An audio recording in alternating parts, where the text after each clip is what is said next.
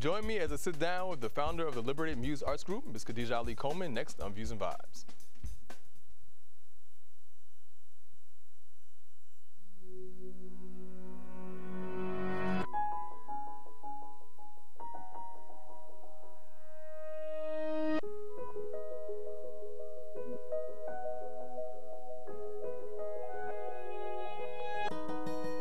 For those dealing with the daily struggles of caring for a loved one, we hear you.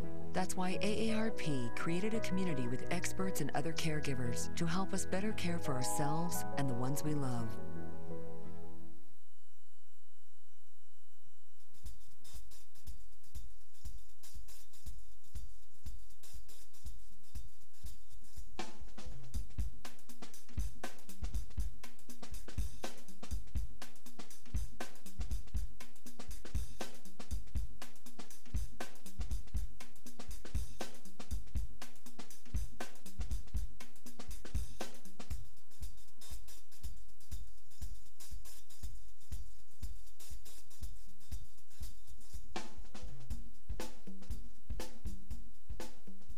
The mission of Liberated Muse Arts is to engage audiences through interactive media and day and evening programming in ways that promote, encourage, and facilitate a forum for art exploration and enjoyment. Liberated Muse Arts offers progressive cultural programming and is a leading information portal for artists to become knowledgeable about performance opportunities while learning strategies to produce their own events and create their own venues. And joining me today is the founder of the Liberated Muse Arts Group, Ms. Khadijah Ali-Coleman. Hello, my friend. Hello. Welcome to Views and Vibes. Thanks so much for having me. Great to have you here. I thought it was very important to, take a look at the groups that we have in our area that are actually promoting arts, entertainment, and education. And for you, you're an artist yourself. You Yes, I am. sing, you write. Tell us a little bit about your background. Where does all that art come from? Well, thank you again for having me. And yes, arts are in my blood. You bleed art, I know. I bleed arts. I can't even imagine or even think about where it started, but I do remember as early as elementary school really being engaged in the art of writing. And then when I began to become part of talent shows and performing on stage, there was just something that happened to me when I created. And so was it the creating or was it being in front of the audience? It was. Because I'm addicted to being in front of the audience. Well, something happens on stage for me, especially when it's very organic. Okay. And to me, that's a process. There's something that's being created in front of the audience. And I think even now I enjoy like impromptu, very extemporaneous art that happens, whether it's music, whether it's poetry. If I was a rapper, I'd be a freestyle, you know. But very early in elementary school, dancing, writing, singing. And then as most of us artists, creative people are told, that's what you do as a hobby. Right. That's what you do. It doesn't pay the bills. Exactly. Right.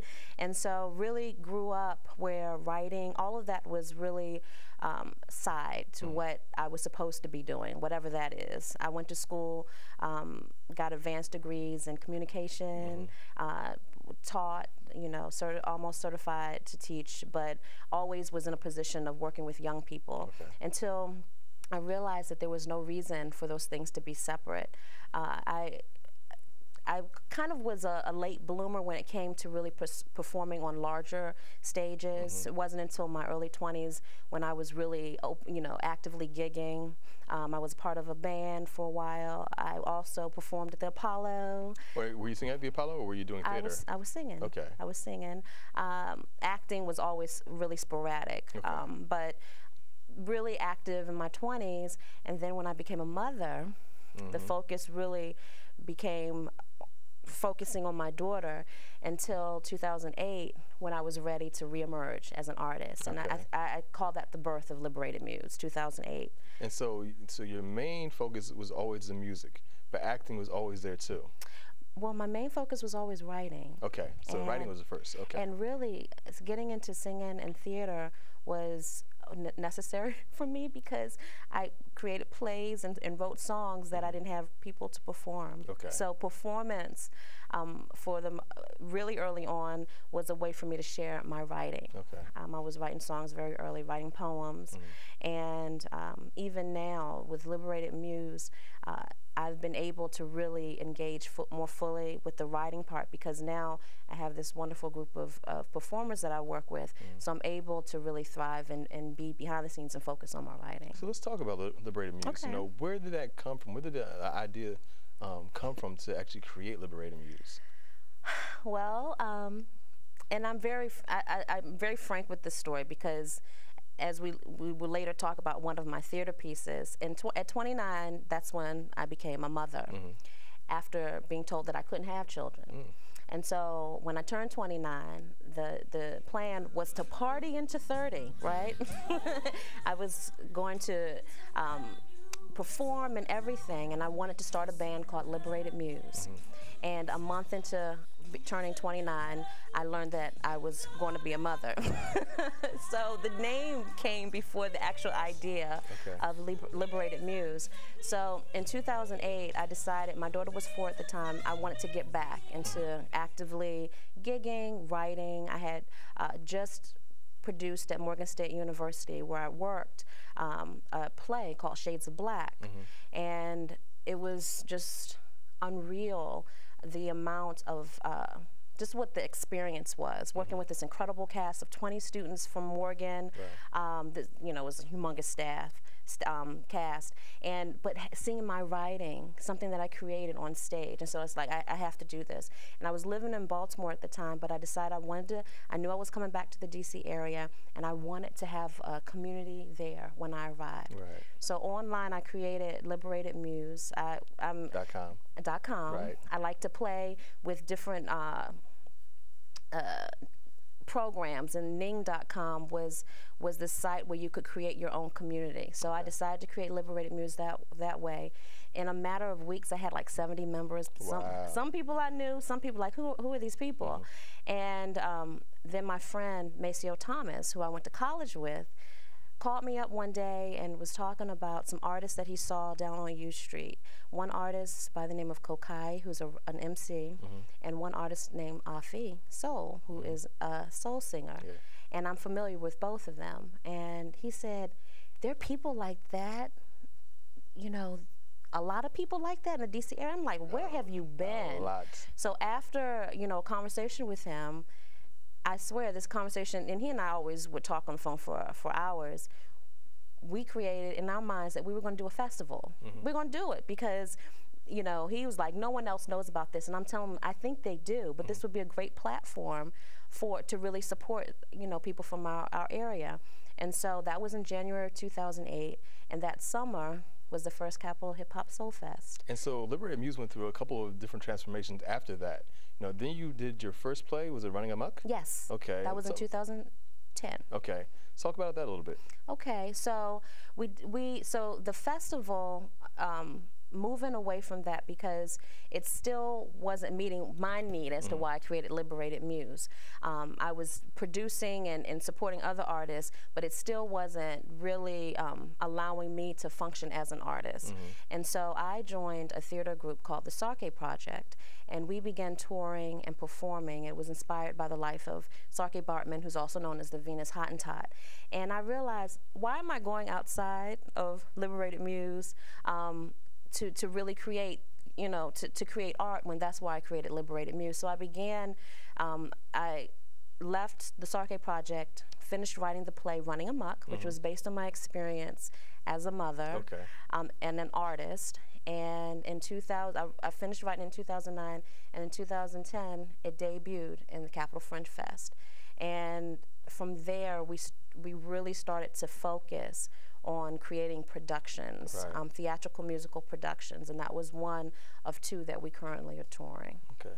Well, when we come back, we have to take a quick break. When we come back, we're going to talk about some of the other projects through Liberated Muse, and we're going to talk about the recent loss of their musical director. We'll have to take a quick break. We'll be back. We'll be right back with more Views and Vibes.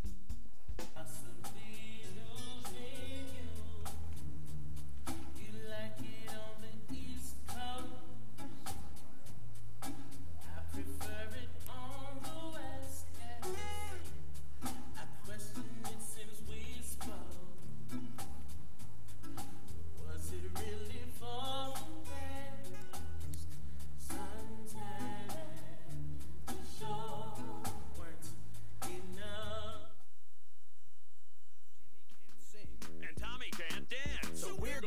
put some ants in their pants. Aww, they walk like a monkey, hop like a bunny. Isn't that funny? Ants in their pants, they've got ants in their pants. They've got ants in their pants, they've got ants in their pants. Ants in their pants, they've got ants in their pants. They've got ants in their pants. They've got ants in their pants. One more time.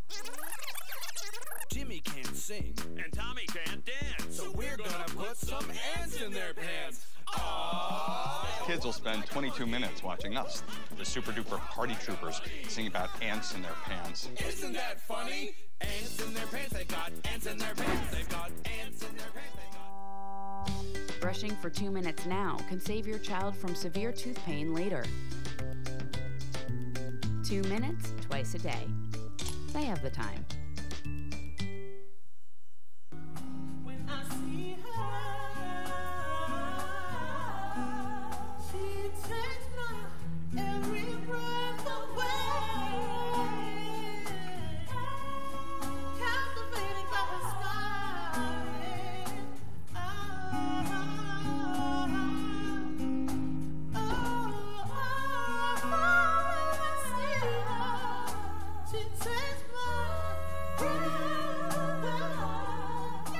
Welcome back to Views and Vibes, everybody. I'm sitting here with Miss Khadijah Ali-Coleman, and what you just saw right there was Mr. D. Mark, who was a musical director for Liberated Muse Arts Group. Before we start talking about D. Mark, let's talk about another one of the plays that you saw. This is the first one I actually got to see, which was In Her Words. Okay. All right, now, how did that come about? Was that something that was inspired by something that you saw, or did that just come straight from the heart? It was actually inspired by a Pacifica Radio interview with Lena Horne from the 1960s, and really learning about her life during McCarthyism and things that I had no idea. Yeah, when she blacklisted. Right, yeah. Right. Go ahead, I'm sorry. So that was how I was inspired to really go and dig deeper with some of other inspirational artists that I enjoyed and idolized, and learning that a lot of people that we look at as being merely entertainers, many of them, particularly these African-American women who are these strong role models and iconic entertainers, have these really deep stories as to what they went through politically or socially during their era. Now, how did you select the people that you had? Because you had Billie Holiday, you had Nina Simone, you had Lena Horne, and who else did you had? There's another. Zora Neale Hurston and Lucille Clifton. Right. Now, how did you select those particular entertainers? I'm familiar with all of their work on a deeper level than just really surface. And so there were particular pieces that inspired me to kind of dig in and read about their history, whether through their own autobiographies or through biographies written about them, and also through speeches. I culled a lot of speeches and interviews. YouTube is wonderful. Also dug around other online sites to find their own words, and that's actually where the name came from, In Her Words, because a lot of the information and even some of the dialogue were actual quotes and things that derived from interviews. Yeah. Now, one of your close collaborators, your musical director, Mr. Tariiq D. Mark Smith. Yes. That's his last name, right? He left us in December this past year, and he's just a wealth of talent. You know, like I said, we just had a chance to see a couple of clips from him earlier in the show. How did you meet D. Mark, and what did you guys actually do together? I met D. Mark, I'd say maybe 15 years ago. Okay. I think he was 19, 20, and we did karaoke together. That seems like the key between everything around here. Everybody does karaoke together. People sleep on karaoke in D.C. That's where you meet everybody. It's a whole new world. Right. But, you know, from hanging with him at karaoke, I found out that he was actually a writer, songwriter, and a musician. Yeah. He's brilliant. But at the time, he was actually producing people in the studio. So I did a lot of session work for him when he was engineering things, and we just kept in touch. I was in and out of the D.C. area over the span of our friendship. But when I came back to Baltimore, to Baltimore, to the DC area from Baltimore, and we reconnected.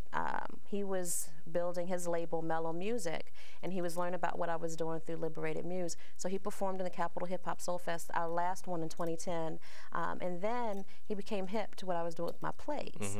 And so he became music director, leading the band for the play Running Amok, and then really helped create the stage shows for many of our benefit concerts and other shows that we did. Right. And so recently I had a chance to work with you to do your 5th anniversary of Liberated Muse, and also to celebrate the life of D. Mark. How did you put that together? It's a little bit different than your plays. This is more like a little mini concert. So how did you actually put this together? How did we put it together? Well, this was probably the most communally organized event. I'm used to really being the head directing most of the things that we've done, but this was very hard for me. I wanted to celebrate our 5 years, but I couldn't. This was the first show that we produced for 2013, and I couldn't go produce anything without us doing a tribute to Derek. He was so integral to so much that we've done in the past 2 years. And so really put a shout out to the members. What should we do? And some of our members knew him better than others and came up with, tribute through his songs. Like you just saw right there. Right, or cover songs. Cover songs, right. We met in karaoke, so he had a plethora of cover songs that he did. And so that's what wound up being the dominant tribute piece to him, with these cover songs, because he always performed them in a way that was memorable. He was just a wonderful performer. And so now, 5 years later, after creating Liberating Muse, what does it mean to you now? Do you look at having put this together, so long ago? Do you look at it differently now? Is it, a different part of you now? Liberated Muse is it's an entity of its own. It's so crazy, and when I tell people that, I don't know if they think that I'm just trying to be mystical or mysterious, but really I am at the point where it's not anything where I feel that I have full control of where it's going to go. There's so many people that are involved now, and it really is an entity that a living and breathing entity where it's taken us to places that I had not envisioned before.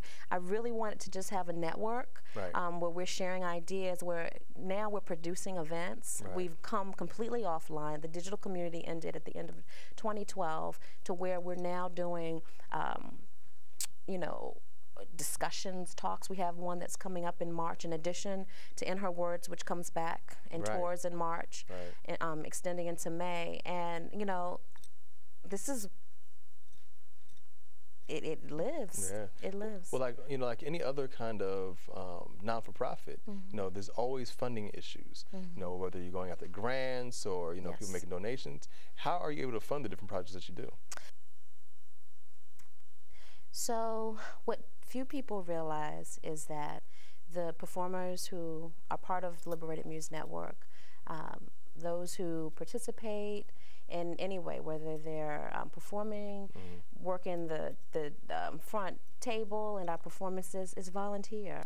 I'm able to pay small stipends when we raise funds, such as our recent Indiegogo campaign to tour, but for the most part, aside from small donations, it's really passion projects for people. People really giving of their time without really getting paid to do it. And so in the next few years, I'm looking for ways to really branch out, to up the ante when it comes to sponsorship.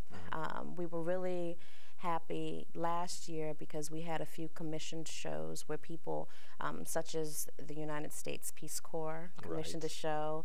Libraries and schools and a lot of private organizations also commission work from me. I've written poems and done work for organizations which I feed back into Liberated Muse, but for the most part, it's really passion projects for the participants. Well, we're going to work on that. We're going to get you guys more money so we have more projects.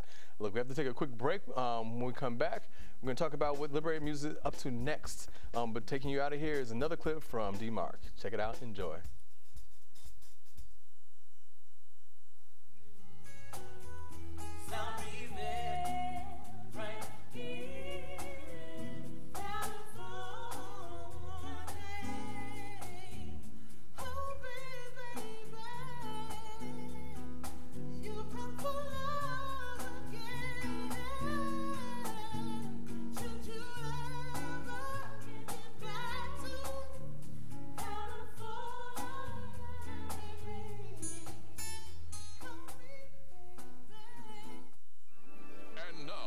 another adventure with Savings Man. Look, honey, it's my Social Security statement. Oh, gosh, how are we going to retire on that?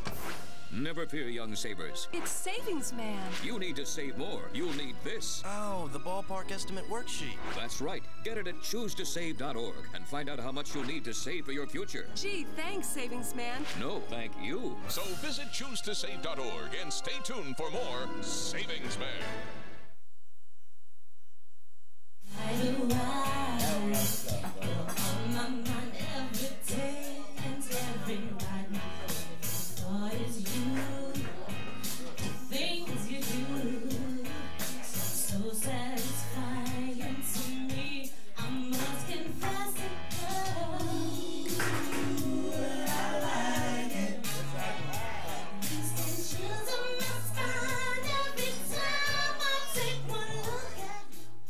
Guys, that's our very own right here with us, Miss Khadijah Ali-Coleman, singing at her event last Friday to celebrate the 5th anniversary of Liberated Muse, as well as the life of D-Mark. Before we went to break, you know, we were talking about D-Mark, and you also mentioned this great group of people that you've been working with. Why don't you talk a little bit about the different artists that you've been working with as a part of Liberated Muse? Yeah, my family. They are incredible. So many of these artists, some of them I knew before Liberated Muse was created, and many of them when I did begin doing my plays. We have Quinice, who, as I acknowledged at the event on Friday, it was me and her for a long time, right. Liberated Muse. She actually was a member of the group, the band I was telling you about, and that's how we met. We were co-leads in a very brief band, and then we had Coley Williams, and I know she's been on this show. She has been on this show. She's a friend of the show, yes. Right. She's a staple on U Street. She and I were servers at Mimi's Bistro in downtown D.C.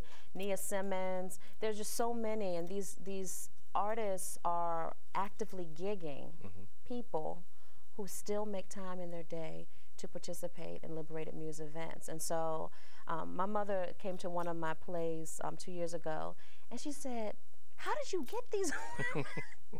You know how everyone thinks that, you know, if they know someone, that their production that they're doing is going to probably be like a church function, like something that's thrown together. And every day I get, when people come to my events, they're amazed at this talent, because these people are people who have performed at the Kennedy Center, who have toured.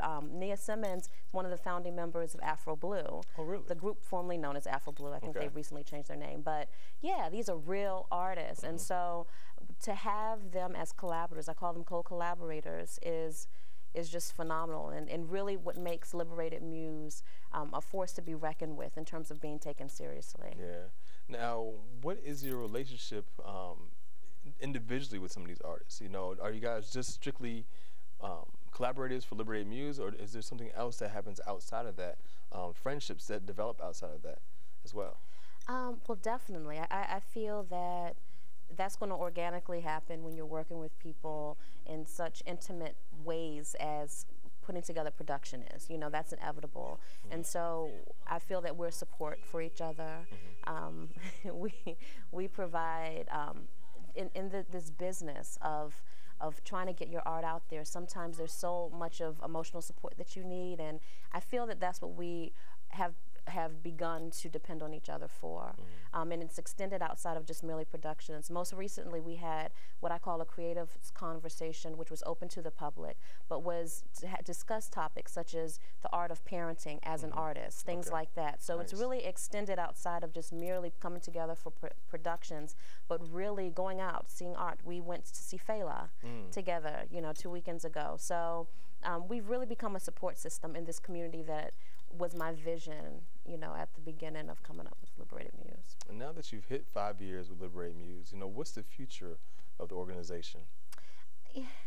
As I said before, you know, I think it's going to speak for itself. Because you've moved away from the online community. Yes. You know, so now what's your vision? What do you want Liberated Muse to mean to community from here on out? Really quality. I'm really dedicated to putting out productions that I'm an educator at heart. I teach at 2 area colleges. I'm an educator, and so I've been able to use art as a tool to educate. And that's what my piece, in her words, is really about: educating people about these women, looking at them, a paradigm shift. You're looking at them in a way different than what you knew them as. And that, if there was a vision, is to continue along that road. I look at that as being progressive, is that when our art is not merely entertainment, but it's a learning tool, a teaching tool, and it's intergenerational. That's something that I was very proud to see on Friday at our anniversary party, is that you look in the audience and you see just this range of ages. Yes, you did. You know, you had the babies coming up to the stage. I know, that was hilarious, yeah. So, you know, that makes my heart very warm, is that I have a space where I can bring my daughter, and in the same space where there Who's also a ham. She loves being in the spotlight. She's something else. Yeah. So, you know, this is a world now that I've created that is really open to anyone, particularly people of African American descent, mainly because I feel that a lot of the things that we're putting out there are things that aren't part of this mainstream culture, which is meaningful to me. Right. So when I talk about progressiveness and education, it's really also focusing, because I'm of African descent, and really wanting to be a part of the positive nature of our culture. Right. And so outside of Liberated Muse, what's next for you? Are you doing any kind of writing outside of that? Any books coming out beyond what you do with your organization? Well, I have my personal brand, KhadijahOnline.com, and so I continue to do creative coaching for aspiring artists, primarily writers. I serve as an editor and do a lot of work with artists in that way. But I'm actually working on a one-woman show. Okay. So we'll see if that comes to fruition, but I'm also... It will. Thank you. It better. And I'm going to be putting out a novel in the next year or two. So. Okay, good. Yeah. We're going to be leaving out of here soon, so why don't you tell people how they can contact you and how they can learn more about Liberated Muse? Okay, well, they can visit. We still are at liberatedmuse.com, and as you know, they'll notice that it still is an information portal about our up-and-coming events, as well as opportunities that I may share through the website. They also can reach us on Facebook at facebook.com/LiberatedMuseArts, or on Twitter at Liberated Muse. And so that's we're very accessible online. We have now a little bit over 1,400 followers on Facebook. So, you know, join our community. Man, I'm already a part of it. And I'm going to tell you right now, there's so many good projects that I've already attended and that now Khadijah has pulled me into actually hosting. Yay. So I'll talk more about it on the radio show. You can go to the website and find out more about it. But make sure you definitely check out the things that Liberated Muse is doing and that Khadijah is doing.